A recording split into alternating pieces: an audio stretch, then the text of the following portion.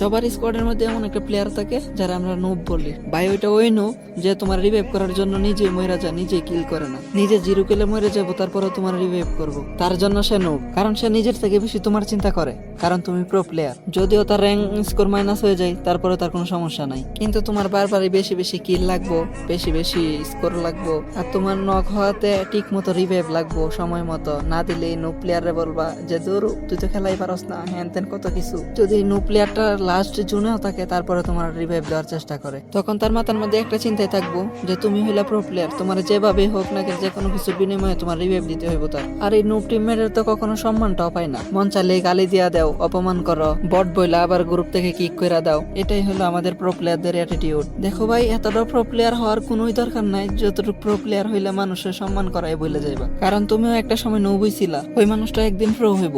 Noob হইছে তো কি হইছে, মনের দিক দিয়ে ভালো হইতে হইব। ওই মানুষটা যদি তোমার চাইরা চলে যায় না, ওই দিন তুমি সবচেয়ে বেশি মিস করবা তারে।